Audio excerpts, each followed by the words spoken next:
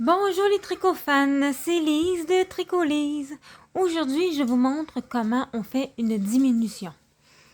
OK? Du moins, une des façons de faire. Souvent, les diminutions vont être en début de rang ou en plein centre.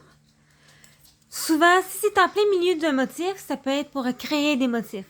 Mais les diminutions peuvent être utilisées aussi pour réduire l'espace de tricot, comme mettons l'emmanchure pour un gilet, ou même pour fermer la pointe d'un bas.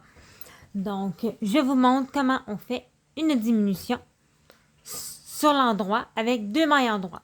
C'est ce qui est le plus simple à réaliser. C'est de faire ces deux mailles ensemble. On prend la première maille ici et la seconde. En général, on tricote en droit, une seule maille à la fois. Mais quand on veut faire une diminution, c'est très simple. Quand on va voir deux mailles ensemble, c'est qu'on prend la deuxième maille. On prend la première et la deuxième par la deuxième maille.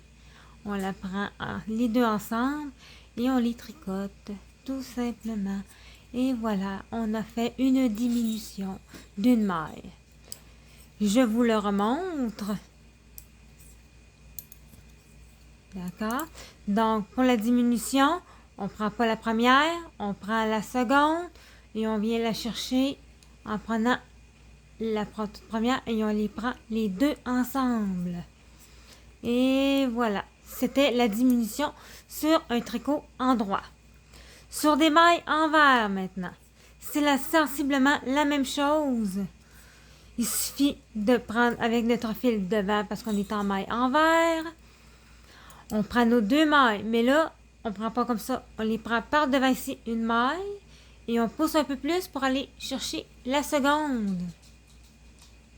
Et on enroule, notre fil, comme si on tricotait deux mailles ensemble, mais à l'envers. Et voilà. Je vous remonte une seconde fois. Donc, on prend notre maille, la première, et on prend la seconde. Et on enroule le fil. Et voilà. Et voilà. Vous avez fait des diminutions sur l'endroit, sur des mailles endroit et sur des mailles envers. C'était tout pour aujourd'hui. On se revoit pour une prochaine vidéo. Passez une agréable journée.